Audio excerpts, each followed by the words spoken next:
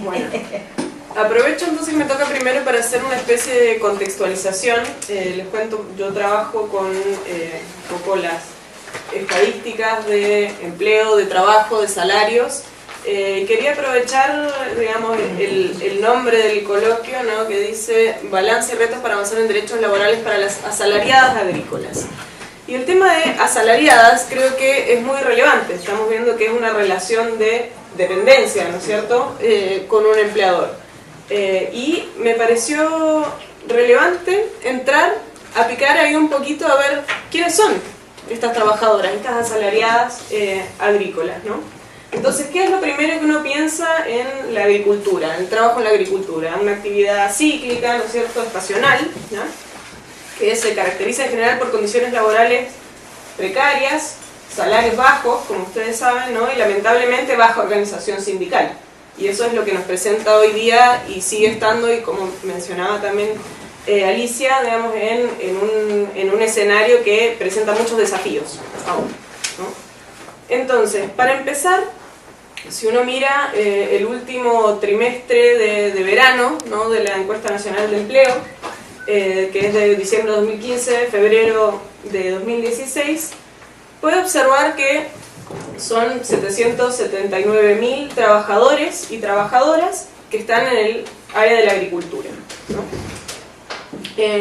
Y dentro de este área me pareció interesante destacar, digamos, que justamente por cómo son las condiciones de trabajo y cómo es estacional, digamos, la actividad, ¿no?, los ocupados con empleo protegido, es decir, que tienen un contrato formal, indefinido, con protección laboral, ¿no?, liquidación de sueldo, cotización previsional de salud, seguro de cesantía, etc., es el nivel más bajo en el país, es un 32,5%, ¿no? Entonces ya nos situamos desde ahí, justamente por las características de este trabajo, en condiciones laborales, digamos, de baja protección, de escasa protección, y por lo tanto una dificultad para acceder a derechos, ¿no?, individuales y colectivos, ¿no?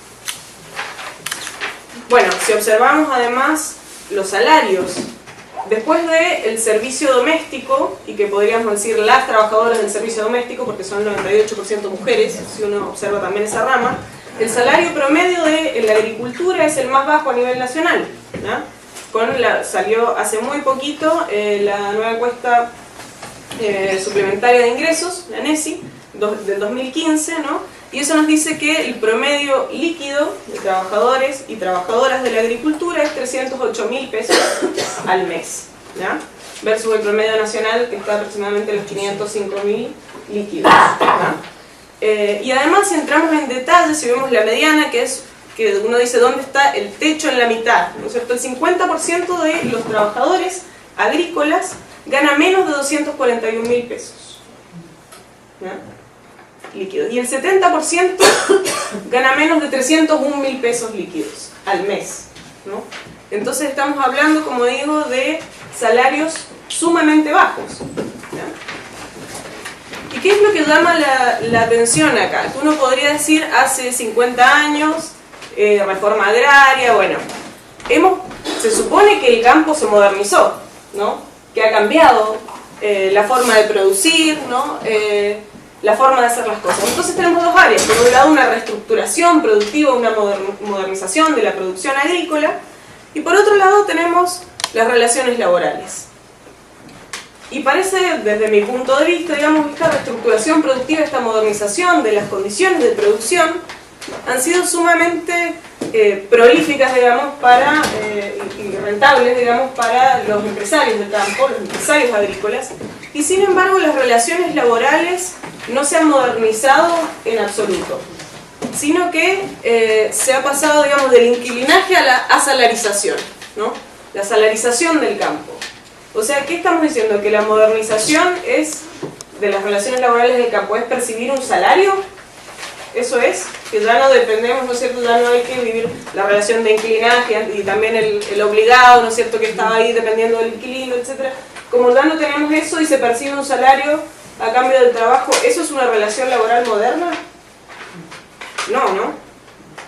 Entonces los avances tecnológicos que se han aplicado, digamos, con nuevas herramientas que son más productivas, se deja de lado trabajo con animales en muchos casos, ¿no es cierto? Hay nuevos cultivos, mucha más salida al mercado exterior, ¿no? Y también viene con eso nuevos fertilizantes, pesticidas, los líquidos, ¿no es cierto? Como les llaman. ¿Ya? Exacto. Los venenos que permiten que esto también sea más productivo, el trabajo. Pero sin embargo hay un componente, una necesidad de trabajo manual que existe todavía, ¿no? Y que está ahí. Y que son justamente las trabajadoras y trabajadores, que uno podría pensar que tiene la figura de la temporera, pero también la rama de la agricultura es bastante masculinizada, en realidad. Y también hay muchos compañeros que están ahí, ¿no? Entonces, las relaciones laborales del inquilinaje, ¿no es cierto?, a la salarización, mantienen condiciones de trabajo que son precarias, ¿no? Lo podemos ver en los indicadores más clásicos de empleo, la informalidad, las modalidades de contrato que hay, la inestabilidad, ¿no es cierto?, las posibilidades de sindicalización, la previsión, la salud, pero también hay cosas que son más difíciles de medir y que no podemos instalar a través de la estadística, ¿no? Los riesgos de salud en la ejecución de las labores, ¿no?, las caídas, las condiciones climáticas, la exposición a los productos agroquímicos tóxicos, dificultades para el traslado, en fin, infinitas, ¿no? Entonces esta modernización asociada a la presencia de salario, que además es por faena, ¿no es cierto?, y como explicaba la compañera, a día, al día o a trato, ¿no? Y eso implica cosechar, procesar, embalar todo bajo presión, porque obviamente el salario al día, ¿no es cierto?, no rinde y la mayoría trabaja a trato, ¿no? Que es, digamos, lo más rentable, o sea, la forma de explotarse que rinde más, ¿no? Entonces es una proletarización, ¿no es cierto?, pero incompleta, sin derechos, ¿no? Y eso resulta bastante relevante. Entonces, como digo, yo dije, a ver, ¿quiénes son las asalariadas agrícolas? ¿Cuántas son? ¿No? ¿Dónde están? Entonces me puse a explorar un poquito como dije, la encuesta, la última del trimestre de verano, como del trabajo estacional, y dije, aproximadamente hay 778.000 trabajadores en el periodo de alto, ¿no? Y varía más o menos en 100.000 trabajadores en esta época de invierno, ¿no es cierto?, donde hay menos, ¿no? Pero si nos fijamos en ese periodo más álgido, donde hay más trabajo, y vemos de todos los ocupados, cerca de 8 millones, ¿no es cierto?, en la agricultura 778.000, las mujeres en la agricultura 192.000, ¿no? Y las asalariadas, ¿cuántas son las asalariadas? El 71% de las mujeres que trabajan en la agricultura son asalariadas, son 137.000 aproximadamente, ¿no? Y quienes de ellas tienen un acuerdo contrato de trabajo de duración definida, unas 111.000 trabajadoras, ¿no? ¿Ya? Y bueno, y ahí podemos entrar también un poquito más, después les puedo dejar los papelitos si les sirven de algo, ¿no es cierto? Y entramos ahí también al contrato limitado de la temporada, ¿no es cierto? Y llegamos ya a puntualizar cerca de 96.000 trabajadores que están en esa situación, ¿ya? Temporeras, propiamente tal, la última temporada, ¿no?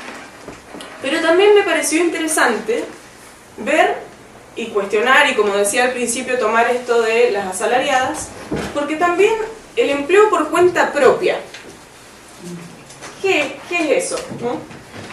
Cuando hablamos de ese empleo por cuenta propia en términos urbanos, lejos de la promesa del emprendedor o la emprendedora, ¿no?, lo que tenemos es los carritos entregados por la Municipalidad de Santiago para vender jugos, ¿no? Lo que tenemos es vender sopaipillas. Lo que tenemos, o sea, es importante porque el empleo por cuenta propia en las áreas en que más varía es en el comercio y en la agricultura, en los periodos más álgicos, en Navidad en el comercio, en la época de fiesta, y durante el verano en la agricultura. Entonces me llamó la atención y digo, bueno, a ver qué pasa con las mujeres cuenta propia en el trabajo agrícola, ¿no? Entonces, si tenemos las asalariadas, que podemos decir son las obreras, ¿no es cierto?, del campo, ¿quiénes son las cuentapropistas del campo? son campesinas, pequeñas productoras agrícolas, ¿no?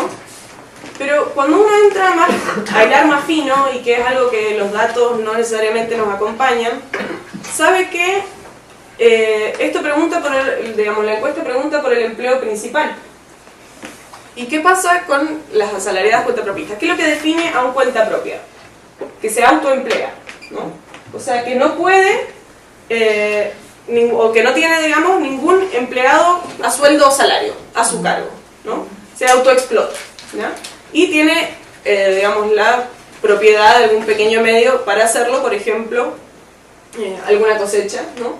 De su propiedad. Sin embargo, sabemos que, sobre todo las mujeres que trabajan por cuenta propia en la agricultura, también trabajan, porque justamente los ingresos que generan no les alcanzan, trabajan también como temporeras, ¿no? Entonces es interesante ver eso, porque hay que problematizar también hacia dónde va la organización, a quiénes está buscando, ¿no? Eso es lo que yo intenté meterme un poquito para traer algo quizás más novedoso para hoy, ¿no? Y bueno, tenemos que, de las mujeres que trabajan en la agricultura, como dije antes, cuenta propia son un 19% y son otras 37.000 trabajadoras, ¿no? Que no tienen a nadie de su cargo y que trabajan, ¿no? Yo tengo la idea de que quizás aquí también confluyan esta organización y Anamuri, pero también es un espacio donde mirar, ¿no? ¿Por qué? Porque el ingreso para ellas también funciona como salario, ¿no es cierto? Porque pocas veces alcanza para algo más que cumplir el rol de reproducción suya y de la familia, ¿no? Y no es necesariamente de acumulación, ¿no? Entonces, vuelvo a esto, la modernización de la actividad agrícola, ¿no? Con este enorme desarrollo productivo, pero con relaciones laborales, en donde si contabilizamos a todas, podemos tener a casi 150.000 trabajadoras, ¿no es cierto? Sin estas prometidas relaciones modernas de trabajo, ¿no? Bueno, quise puntualizar también en los ingresos de las mujeres de la agricultura, que son las más de la rama, ¿no es cierto? Y el 50%, porque antes hablé en general, ahora estoy hablando en específico de las mujeres, el 50% gana menos de 194.000 pesos líquidos al mes, ¿no? Esto es en pesos del 2015, pero ustedes pueden pensar en el año pasado y en cuánto rendía eso el año pasado, y la verdad es que bastante poco, ¿no? Y el 70% menos de 270.000, ¿no? Entonces, la verdad es que si bien el panorama a nivel nacional no es mucho mejor, ¿no?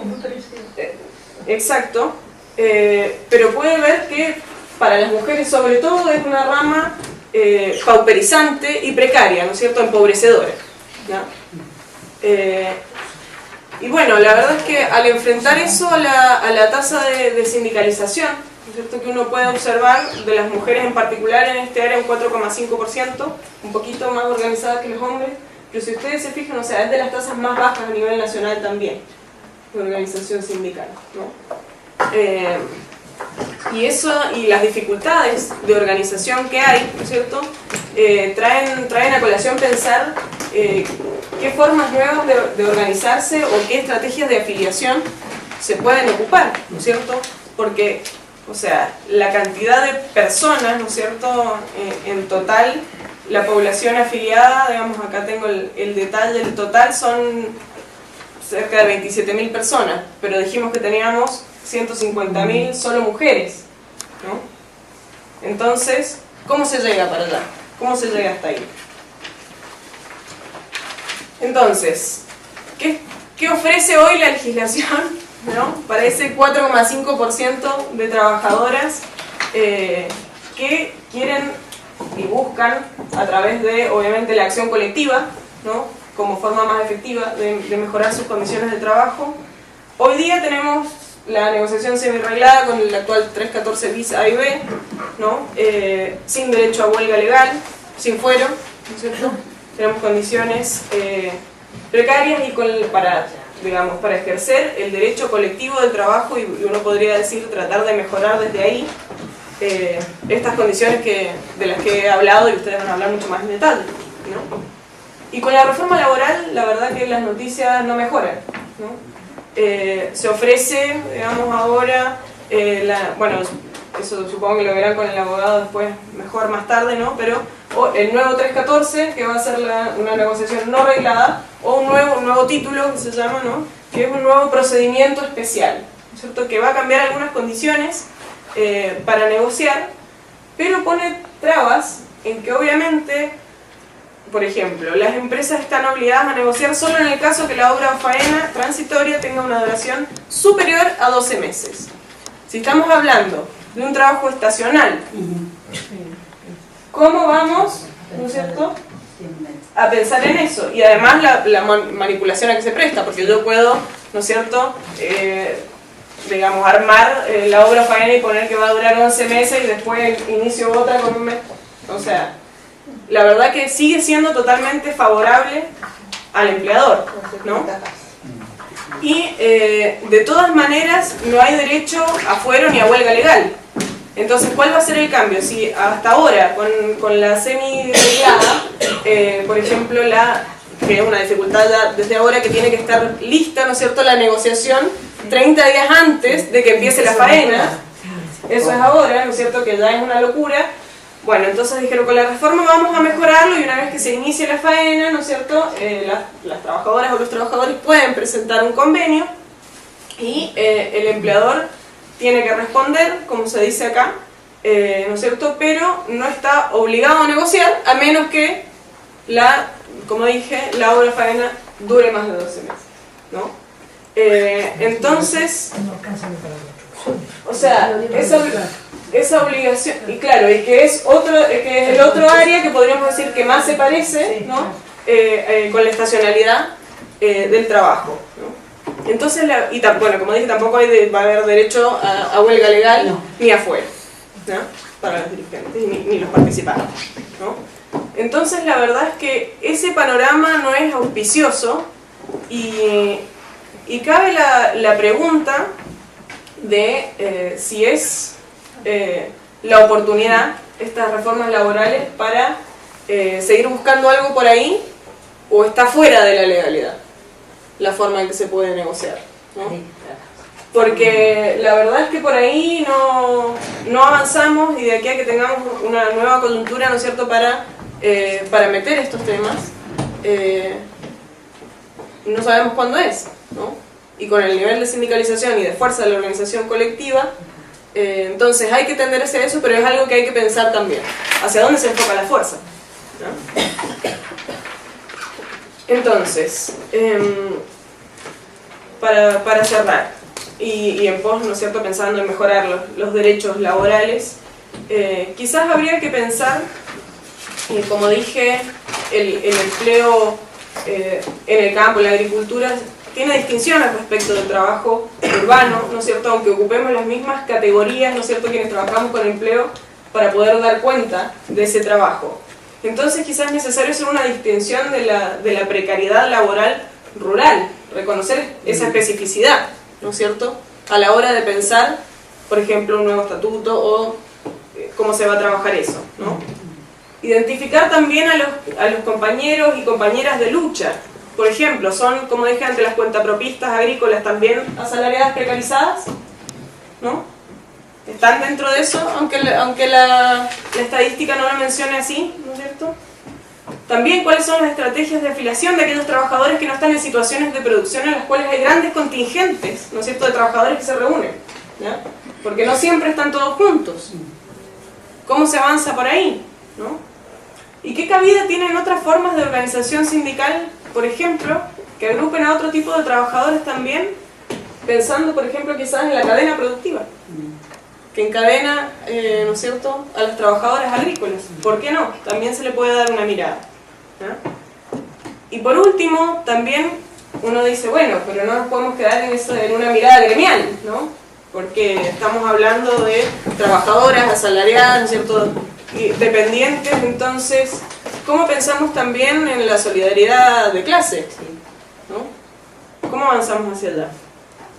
Entonces me quedo con la convocatoria. Decía, el estatuto temporero, ¿no es cierto?, traduce la legitimación de la precarización del trabajo temporal, lo legitima, ¿no?